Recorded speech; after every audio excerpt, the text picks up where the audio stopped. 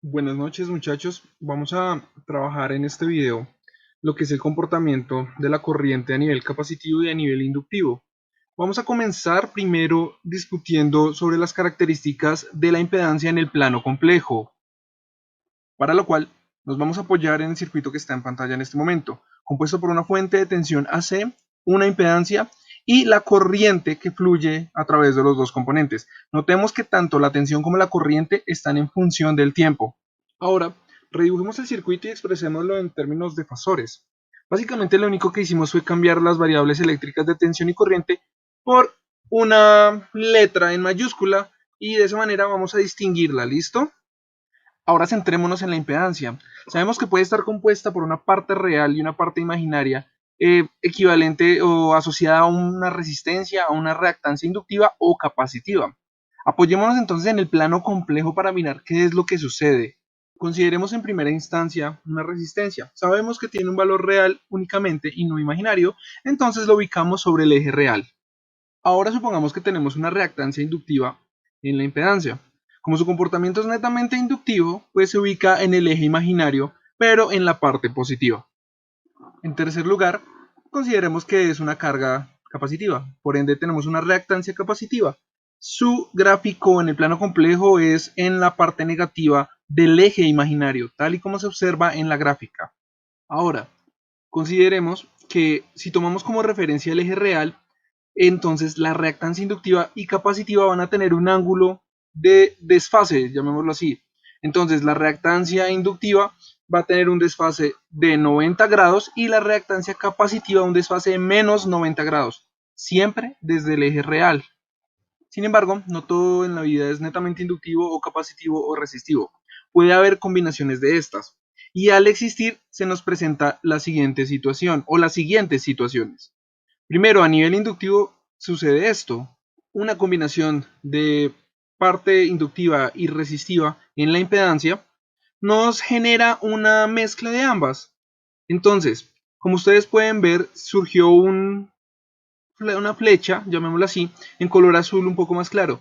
Esta representa una impedancia que tiene tanto componente resistivo como componente inductivo. Debido a que tenemos esta mixtura, llamémosla así, aparece un ángulo que notaremos como phi, la letra griega phi. E igual sucede con el componente capacitivo, es decir, si tenemos una mezcla de resistencia y condensador, vamos a obtener también una nueva impedancia y en ella vamos a tener también un ángulo respecto al eje real que llamaremos phi, solo que en este caso va a ser un ángulo negativo, entonces a eso adicionémosle un signo menos. Haciendo esto o teniendo en cuenta esto, notamos que la impedancia ahora se puede expresar con una notación rectangular en la que hay una parte real y una parte imaginaria. La parte real va a ser la parte de la resistencia y la imaginaria la reactancia, ya sea inductiva o capacitiva, tal y como se estaba mostrando en este momento. Adicionalmente, así como sucede con los vectores en física, al fasor o en este caso a la impedancia le podemos extraer o le podemos calcular su magnitud o su norma. Y esto se hace mediante el uso del teorema de Pitágoras. ¿Por qué? Porque tenemos triángulos rectángulos. Y así podemos obtener la magnitud de Z, es decir, de la impedancia, tal y como se está mostrando. Adicionalmente nos podemos apoyar en la trigonometría en el caso en que se requiera calcular el ángulo phi. ¿Listo? Porque pues tenemos a nuestro alcance el uso del seno, el coseno y la tangente. Por ejemplo, miremos cómo sería el caso de la tangente. Esta se calcula como el cateto opuesto sobre el cateto adyacente. En el plano complejo lo tomaremos como la reactancia sobre la resistencia. De ahí entonces podemos ver que hay otra forma en la que podemos representar la impedancia, no solamente con la notación rectangular de parte real más parte imaginaria, o más j parte imaginaria, y es una notación polar. Esta se representa como sigue, empleando la magnitud de z y adicionándole el ángulo de la impedancia. Entonces vemos que hay dos formas de representarla, tanto en parte rectangular como de forma polar. Y ambas formas las encerramos en un rectángulo amarillo para que sean tenidas en cuenta. Tengamos en cuenta por recordar que en el plano complejo la magnitud de la impedancia ahora está representada como un valor absoluto, ¿sí? Es de esa manera se conoce también como la norma de la impedancia. Ahora miremos cómo sería el análisis del desfase de corriente para el circuito planteado desde el comienzo, teniendo en cuenta que podemos tener una carga capacitiva, ya sea netamente capacitiva o con componente resistivo capacitivo. Partimos de entender que la impedancia va a tener un ángulo menos phi. Puede ser menos 90 grados si es netamente capacitivo, o un ángulo entre 0 y menos 90 si tenemos una resistencia atravesada. Ahora consideremos la tensión. Vamos a asumir que esa tensión tiene una amplitud que llamaremos V sub P, y esa tensión va a ser nuestra referencia y va a estar ubicada en el eje real, ¿sí? Con un ángulo de 0 grados. Es decir, vamos a suponer que no tiene un componente imaginario, sino es, vuelvo y indico, netamente real. En cuanto a la corriente, que es lo que queremos analizar, sigue cumpliendo la relación de la ley de Ohm. Es decir, vamos a hacer la división entre la tensión y la impedancia. Solo que en este caso consideraremos los ángulos, tal y como se está mostrando en pantalla en este preciso momento. Al aplicar la ley de Ohm, entonces obtenemos que la magnitud de la corriente va a ser la relación entre V sub P y la magnitud de la impedancia, es decir, se sigue aplicando la ley de Ohm, pero en este caso la corriente va a tener un ángulo y el ángulo va a ser positivo, ¿sí? Porque al hacer la operación de los números complejos resulta que cuando tenemos en un denominador un ángulo negativo, pasa al numerador de la fracción, pero con signo contrario, es decir, positivo. Y su expresión termina siendo como la que se encuentra en la parte inferior del desarrollo que estábamos haciendo. Una magnitud de corriente con un ángulo positivo de más phi. Ahora, ¿qué quiere decir que el ángulo sea positivo? Que la corriente va a estar adelantada respecto a la tensión. Más adelante vamos a ver de forma gráfica realmente cómo se observa esto. Por ahora ataquemos el caso inductivo y miremos cuál es la diferencia respecto a lo que acabamos de analizar. Abordemos pues el caso inductivo. Lo primero que debemos revisar es la impedancia. Vemos que básicamente la fórmula es la misma que en el caso capacitivo, pero la diferencia es el ángulo, porque en este caso nos encontramos en la parte positiva del eje imaginario, por ende el ángulo es más phi.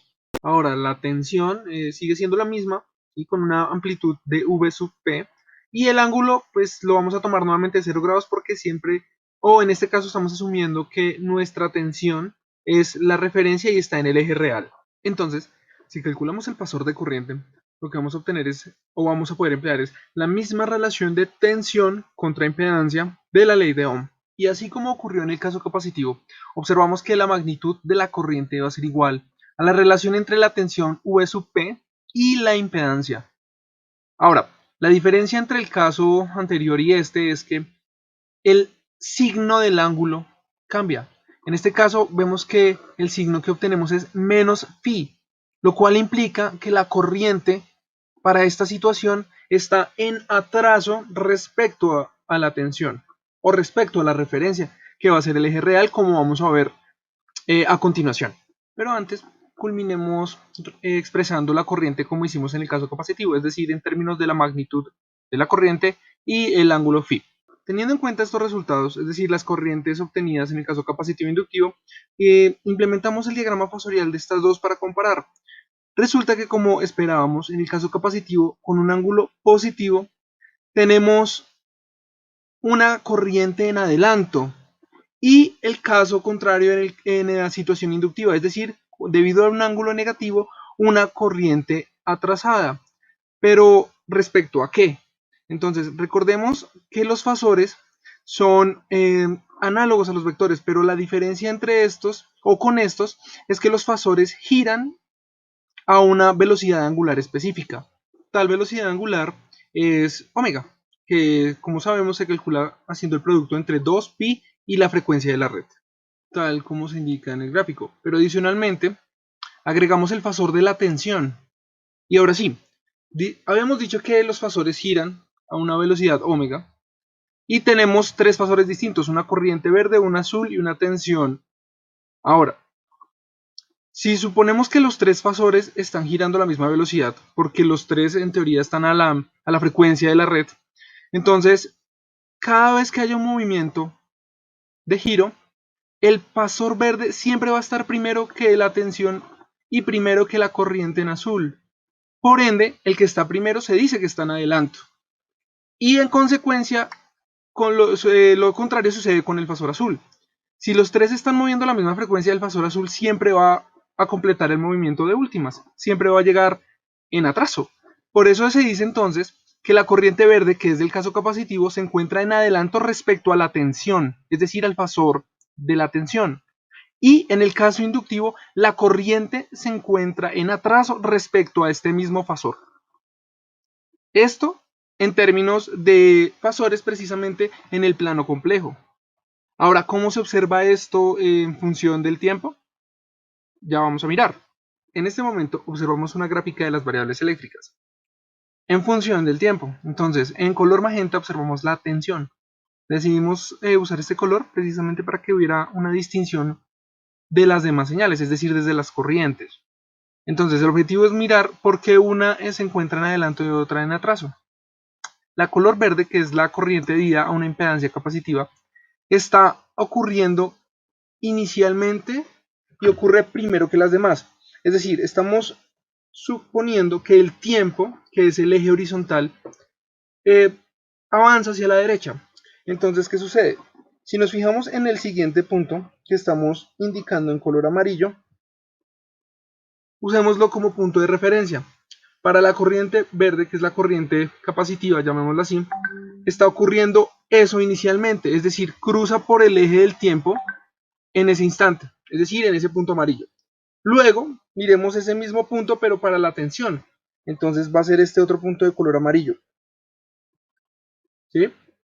Y ahora comparémoslo con el de la corriente azul, que es la corriente de tipo inductivo.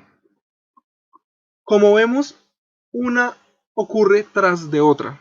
Es decir, primero ocurrió la verde, luego ocurrió la magenta y luego ocurrió la azul. Es decir, primero la corriente capacitiva, después la corriente, perdón, después la tensión y por último la corriente de tipo inductivo.